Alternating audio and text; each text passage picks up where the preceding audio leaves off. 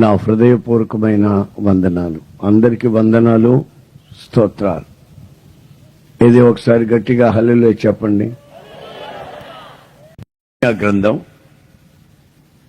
31వ అధ్యాయం 32వ వచనం.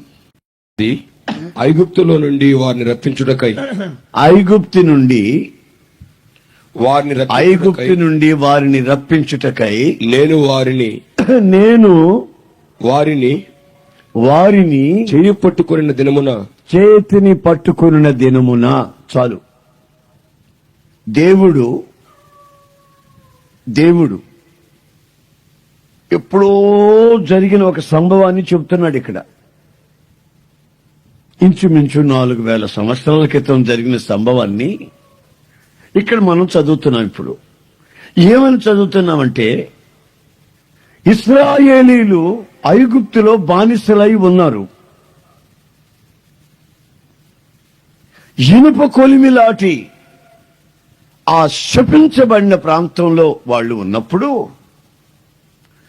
వాళ్ళని విడిపించుట కొరకు నేను వాళ్ళ చేతిని పట్టుకున్నాను అంటున్నాడు ఈ వాక్యంలో. గమనించాలా. నాకో ఫ్రెండ్ ఉన్నాడు చిన్నప్పటి నుండి.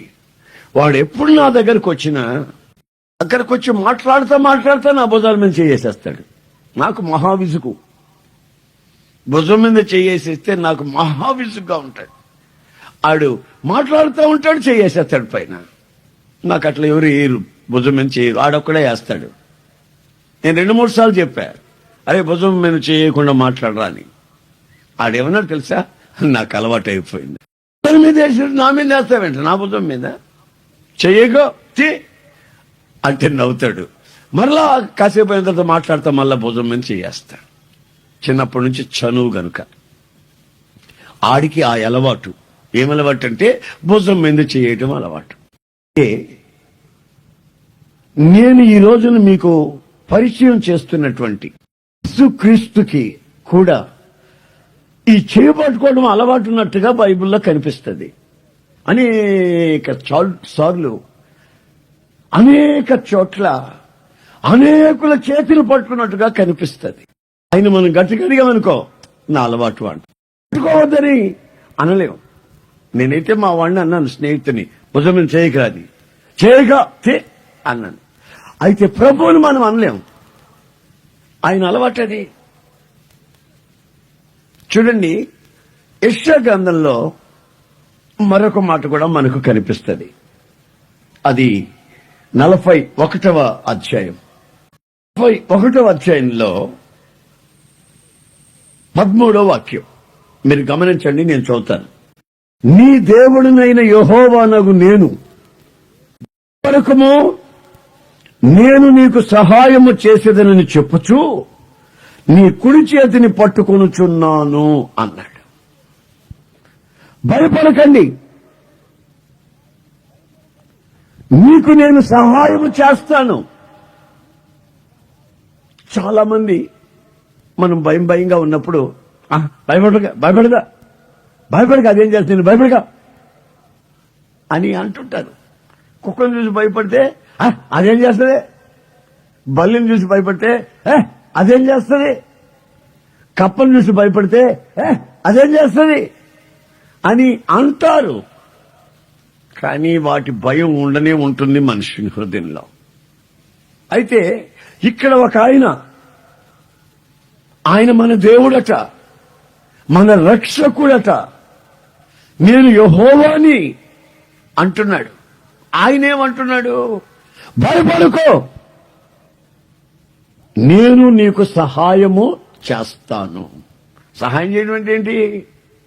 ఆ మధ్య నేను ఒక చిన్న పిల్లోడు, వాళ్ళ ఇంట్లో పిల్లోడు, నేను స్నానం చేస్తాను కలిగితే నా దగ్గరికి వచ్చాడు, నాకు కూడా స్నానం చేయించు అని. ఆ చిన్న పిల్లోడు, నేను ఇద్దరు స్నానాలు చేస్తున్నాం సరదాగా. వాడు ఉన్నట్టు కూడా తొట్టి మీదకి ఎక్కి కూర్చున్నాడు. నీటి తొట్టి ఉన్నంత తెత్తున తొట్టి, దాని మీద ఎక్కి కూర్చున్నాడు. ఒరే దీని మీదకి ఎందుకు ఎక్కారు, దిగరా, నెత్తిని నీళ్లు పోస్తానంట. నేను నేను దిగను అంటాడు. మరి దిగరా అని దింపబోతే గడగడగడ వణుకుతున్నాడు. సంగతి ఏంటంటే అదిగో ఆ బెజ్జంలో కప్ప ఉంది. కప్పండి నాకు భయమే. నేను నెమ్మదిగా మళ్ళీ నేను తొట్టెక్కా.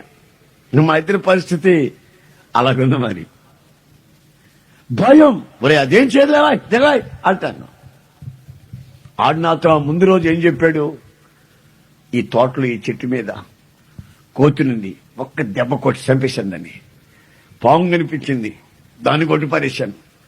ఆడు వీరాతి వీరమైన కార్యక్రమాలన్నీ వాడు చిన్నపిల్లడు సరదాగా బడాయికి చెబుతున్నాడు. కానీ ఇప్పుడు చిన్న కప్పను చూసి వాడెక్కాడు, నేను ఎక్కా. దాన్ని చూస్తేనే ఒళ్ళంతా ఓ రకంగా అయిపోద్ది నాకు. మరి సహాయము చేయాలంటే ఏం చేయాలి? ఆడి కప్పకి భయపడినప్పుడు వాడిని ఎత్తి నేను సంక్షణం పెట్టుకుని అళ్ళాలి బయటికి. మరి నేనే ఎక్కితే బాగా గమనించండి. భయపడకు, నేను నీకు సహాయం చేస్తాను, నీ కుడి చేతిని పట్టుకొనొచ్చు ఉన్నాను అన్నాడు. అయ్య బాబాయ్, ఈ సభల మొదటి రోజున, ఈ మొదటి సభలో పాలు పొందిన మీతో ఆయన ఏం చెప్తున్నాడు తెలుసా? నీవు భయపడుతూ ఉంటే ఏ విషయంలోనైనా భయపడొద్దు అంటున్నాడు. భయపడకుండా ఎలా ఉండనండి బాబు, నాకు సహాయం ఎక్కడి నుంచి వస్తుంది అని నీవనుకుంటే నేను సహాయం చేస్తాను అంటున్నాడు. అంతటితో ఆపట్లేదు. నీ చేతిని నేను పట్టుకొని నిన్ను నడిపిస్తాను. అది ఈ రోజున ఈ సభలలో మీకు వాగ్దానం. ఆమేన్, ప్రైజ్ ది లార్డ్. వాగ్దానం అంటే కొత్త సంవత్సరం రోజు కాగితంలో రాసేదే వాగ్దానం అనుకుంటున్నారు కొంతమంది పిచ్చోళ్ళు. ఆ కాగితంలో రాసి ఇస్తారే, ప్రింట్ చేసి ఇస్తారే, అదే అనుకుంటున్నారు వాగ్దానం. అలా అనుకోవటం మీ భ్రమ. ప్రభు సన్నిధికి వచ్చినప్పుడల్లా ఆయన తన వాగ్దాన పూర్వకమైనటువంటి వాక్య భాగాల చేత మన జీవితాల్ని నింపుటకు, మన జీవితాల్ని బలపరచుటకు ఆయన సంసిద్ధమై ఉన్నాడు. ప్రతి క్షణము, ప్రతి గంట, ప్రతి రోజు, ప్రతి నెల, ప్రతి సభలలో వాగ్దానముల చేత నీ జీవితాన్ని నింపాలని కోరుకుంటున్నాడు. ఆ కొత్త సంవత్సరంలో వచ్చింది ఈ సంవత్సరానికే అని అనుకోకూడదు. నీ జీవితానికి అంటాను. నీ జీవిత కాలం అంతా ప్రభువు మాట్లాడుతున్న ప్రతి వాక్యము నీ జీవిత కాలం అంతటికీ అన్వయిస్తున్న సంగతి వాస్తవం. ఈ రోజున నీవు ఏ స్థితిలో ఇక్కడికి వచ్చావో, దేని కొరకు భయపడుతున్నావో, ఏ విషయములో నీవు సహాయాన్ని ఆర్థిస్తున్నావో, ఏ విషయములో నీవు పడిపోకుండా నీ చేతిని పట్టుకొని నడిపించాలని కోరుకుంటున్నావో, అది ఎరిగిన మన ప్రభు అయిన యేసుక్రీస్తు క్షుణ్ణంగా ఈ రోజున నీకు వాగ్దానమే చేస్తున్నాడు. భయపడద్దు, నీవు భయపడకు. ఆర్థిక విషయంలో భయపడుతున్నావా? అనారోగ్య విషయంలో భయపడుతున్నావా? ఆశ్రయం విషయంలో భయపడుతున్నావా? నీ పిల్లల జీవితాల విషయం భయపడిపోతున్నావా? వివాహ బంధాల గురించి భయపడుతున్నావా? నీ దాంపత్య జీవితాన్ని గురించి భయపడుతూ గడగడలాడిపోతున్నావా? నీ చుట్టూ శత్రు సమూహాల మధ్యలో నిలబడి అందరినీ చూస్తూ నేనేమైపోతానో, నా కుటుంబం ఏమైపోతుందో, నా భావి జీవితం ఏమవుతుందో అని భయపడుతున్నావా? అదుగో సైన్యములకు అధిపతికి యెహోవా పరాక్రమశాలి నీతో చెప్తున్నాడు, భయపడకో, నేను సహాయము చేసి నీ చేతిని పట్టుకొనుచూ ఉన్నాను. ఆయన ఒకవేళ నీ చేతిని పట్టుకున్న దానికి, నీ చేతిని పట్టుకోకపోతే వదరా వదరా అని ఆయన్ని అంటున్నావా? లేక బాబు, ఇంతకాలం వారెవరో ఈ చేతిని పట్టుకొని జీవితం అంతా శాపంగా మార్చారయ్యా. నీవు పట్టుకుంటే మరి నాకు అంతకంటే ఆదరణ ఏముందని ఆయన చేతికి అప్పచెప్పి విదిలించుకోకుండా, చేతిని విడిపించుకోవడానికి ప్రయత్నం చేయకుండా ఆయన చేతికి స్ఫూర్తిగా నీ ఆత్మ, శరీరము, ప్రాణాన్ని అప్పచెప్పుటకు సిద్ధపడుతున్నావా? ఒకసారి మా నాన్నగారు మెడ్రాస్ తీసుకెళ్లారు నన్ను చిన్నప్పుడు.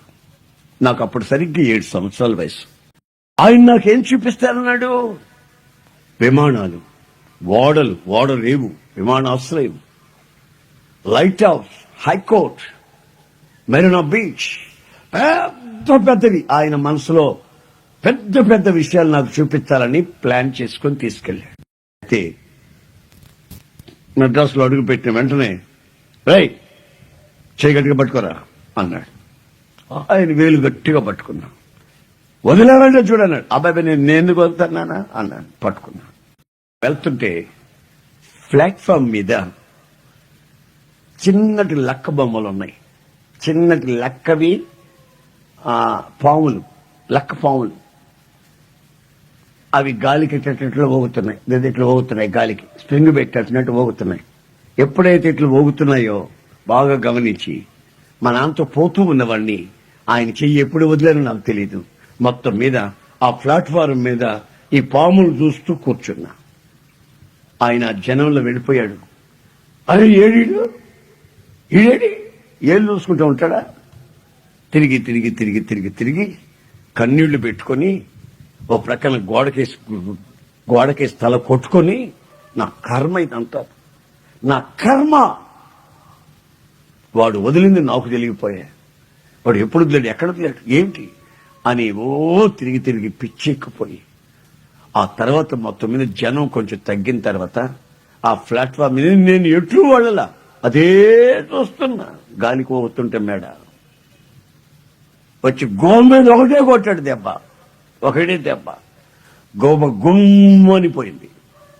రాయ్ పండుగ చేయి, ఈసారి కానీ బుద్ధిలో చంపేస్తా నేను, గడగడ. బుద్ధి ఉందా లేదా?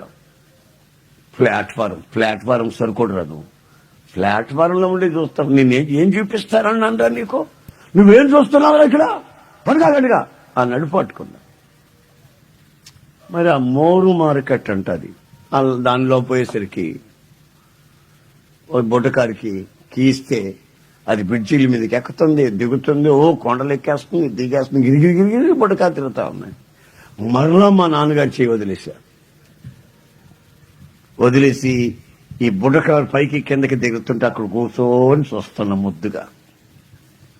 మా నాన్న 4-5 ప్రదర్శనలు చేశాడు ఆ మార్కెట్ చుట్టూ.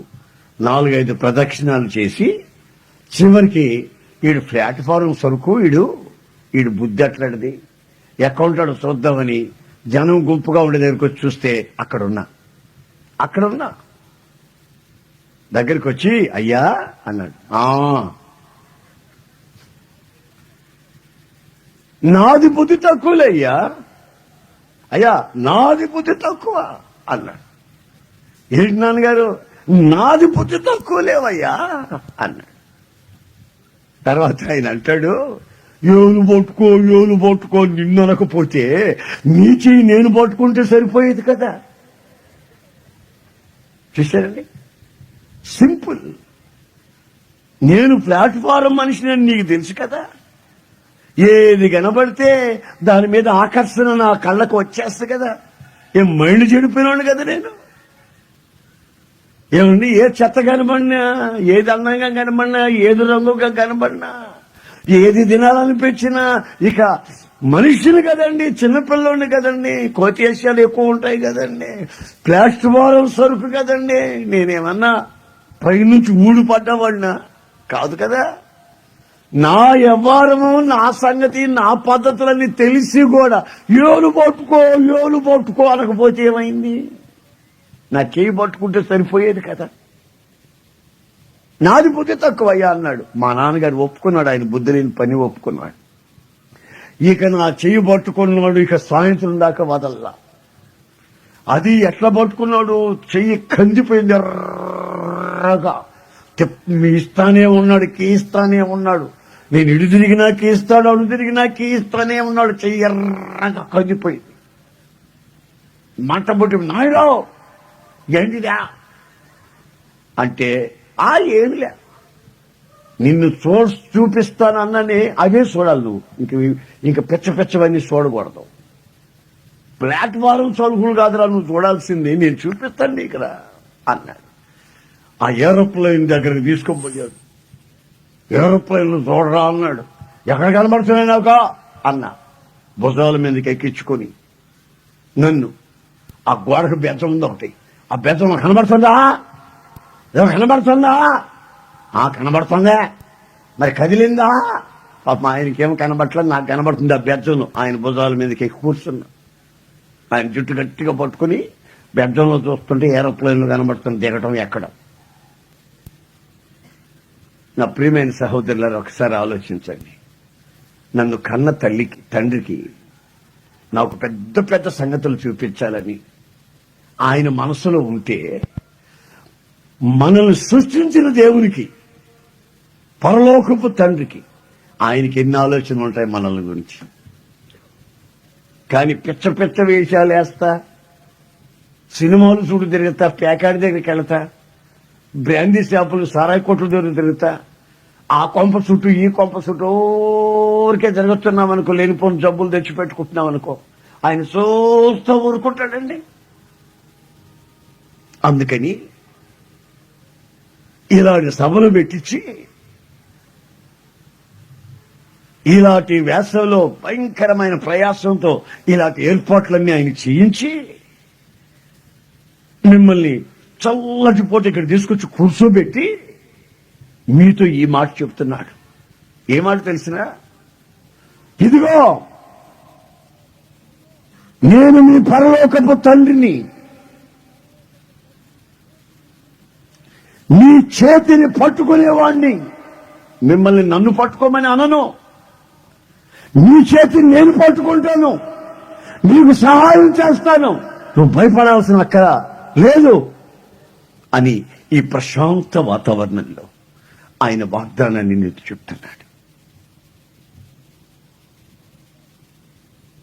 మా నాన్నగారు చెయ్యి, మా నాన్నగారు నన్ను పట్టుకుంటేనే నన్ను ప్లాట్ఫారం సరుకులు చూడండి వల్ల హైకోర్టు చూడరా బ్రహ్మాండంగా ఉన్నాయి, లైట్ హౌస్ చూడు తిరుగుతుందా, లైట్ తిరుగుతుందా తిరుగుతుందా బాగా చూడు. మళ్ళా ఊర్లో పోయి అందరికి చెప్పాలి నువ్వు ఇవన్నీ చెప్తానయ్యా. ఆయన ఇప్పుడు కానీ ఉండుంటే ఏమనుకునేవారు? ఆ రోజు నీడికి బెజ్జంలో నుంచి విమానం తెప్పించే నీడికి ఇప్పుడు వీడు ప్రపంచం అంతా అన్ని విమానాలు ఎక్కుతున్నాడు దిగుతున్నాడు వీడు. అమ్మో వీడి పరిస్థితి ఇట్లయిపోయింది. ఆ రోజు నేను నా బిడ్డల గురించి ఆశపడ్డాను. నా బిడ్డ ప్లాట్ఫారం మనిషి కాకూడదు, నా బిడ్డ దరిద్రుడు కాకూడదు, నా బిడ్డ శాపాన్ని అనుభవించకూడదు, నా బిడ్డ క్షేమంగా ఉండాలి అనుకున్నా. ప్రపంచంలో ఉన్న విమానాలు చాలా ఉన్నాయా? విమానాలన్నింటిలో ఎక్కి దిగి ఉన్నా నేను. అన్ని దేశాలు తిరుగున్నా. నేను ఎక్కని విమానం ఉంటలేదు. ఒకసారి విమానం ఎక్కిన తర్వాత 14 గంటలు ఒకే రన్ సముద్రం మీద, ఒకే ప్రయాణం సముద్రం మీద, ఎక్కడ నేల మీద కింద 14 గంటలు దాటిన తర్వాత ఒక దగ్గర అట్లాగా దిగింది ఆస్ట్రేలియాలో. నా ప్రియమైన సహోదరులారా, ఆ సంగతులంతా మా నాన్నగారు చెప్తే ఇప్పుడు ఏమనుకునేవాడు? మరి నా పుస్తకాల మీదకి ఎక్కి ఆ బెజ్జం నుంచి నీకు చూపించాను ఆ రోజున. కథలుతున్నా కథలుతున్నాయి, పైకి వెళ్ళిపోతుందా, బస్సు పరిగెత్తే అట్లాగే లేచింది పైకే అని నేను అంటుంటే, అట్లాగా అయ్యా అంటున్నాడు. ఆయన కనబట్టలే, నాకు చూపిస్తున్నాడు. ఎందుకు? నేను బాగుపడాలి. మన పరలోకపు తండ్రి ఈ సభల మొదటి రోజున